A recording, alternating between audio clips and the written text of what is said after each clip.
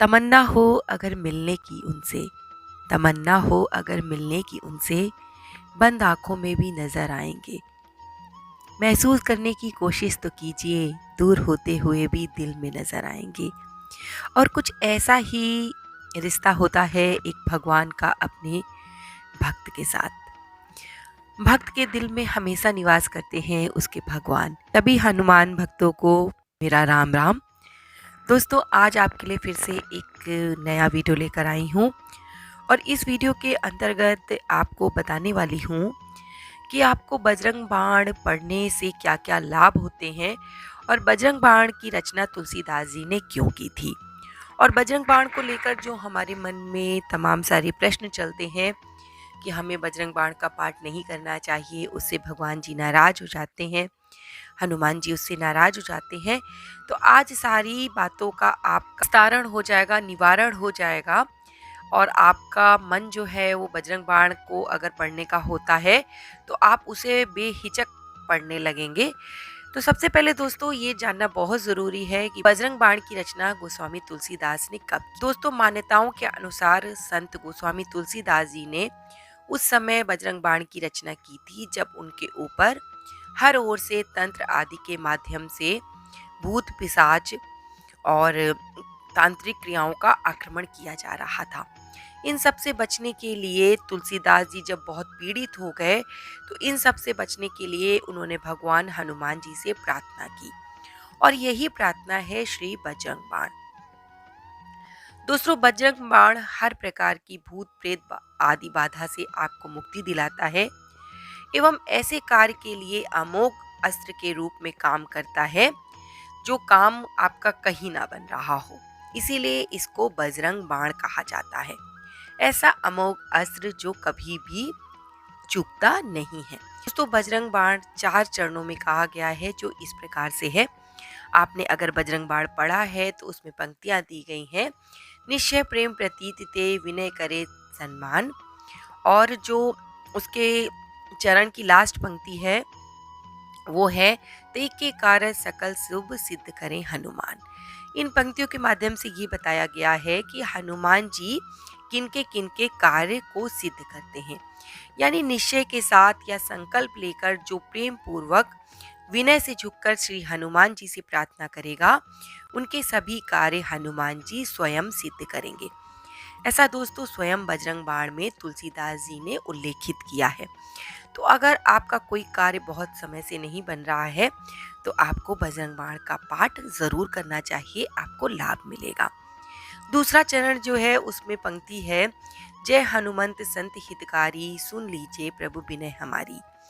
और उसके लास्ट पंक्ति जो है उस चरण की वो है, ला समान लंक जर गई, जय जय जय ध्वनि सुरपुर नभ भई। यहाँ तक जो भाग है इसमें श्री हनुमान जी की स्तुति की गई है, उनकी महिमा का बखान किया गया है कि कैसे उन्होंने सिंधु को लांघा था, सुरसा की परीक्षा पास की थी, अक्षय कुमार का संहार किया था, लंका का विध्वंस करके सीता माता का पता लगाया और विभीषण जी को सुख प्रदान किया था। जब हम अपने किसी बड़े से कोई कार्य सिद्ध कराते हैं तो पहले विधिवत उसकी महिमा का हम बखान करते हैं, उन्हें प्रसन्न करते हैं। जब हम अपने किसी बड़े से कोई कार्य सिद्ध कराते हैं तो पहले विधिवत उनकी महिमा करते हैं, उन्हें प्रसन्न करते हैं, उनकी स्तुति करते हैं। यही नियम है और यही कार्य तुलसीदास जी ने किया है। हमें भी ये सदैव ध्यान रखना चाहिए कि अपने से जो श्रेष्ठ हैं उनके सम्मुख हमें कोई बात रखने से पहले उनसे प्रार्थना करनी चाहिए। इन्हीं पंक्तियों के माध्यम से तुलसीदास जी ने ये किया है और आपको बजरंग बाण की महिमा का पूरा वर्णन इन पंक्तियों के माध्यम से पता चलता है। तीसरा जो दोस्तों चरण है उसकी पंक्ति है, अब विलंब के कारण स्वामी। और लास्ट जो चरण की पंक्ति है, अपने जन को तुरंत उबारो, सुमिरत होए आनंद हमारो।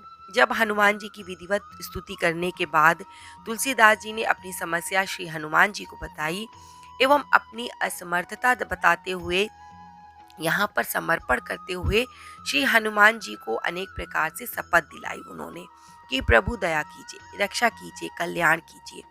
भूत प्रेत पिशाच निशाचर अग्नि बैताल काल मारी मर, इन्हें मारने की शपथ दिलाई हनुमान जी को।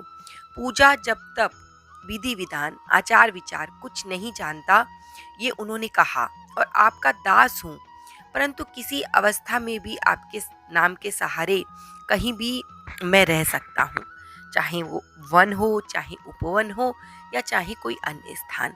अर्थात जब अपने श्रेष्ठ से, गुरु से, माता पिता से अपनी समस्या या व्यथा को आप जब कहते हैं, तो उन्हें पूर्ण रूप से बिना संकोच के ये बता देना चाहिए कि आपकी परिस्थिति क्या है।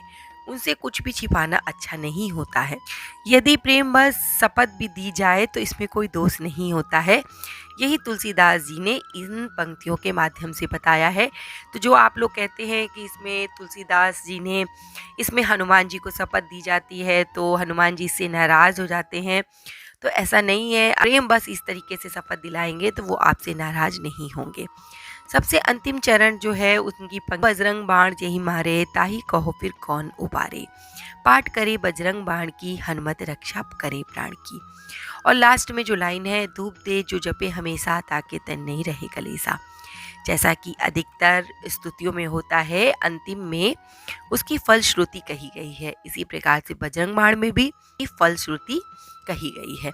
बजरंग बाण पढ़ने से क्या क्या लाभ होगा, ये सारा इस पंक्तियों के माध्यम से बताया गया है।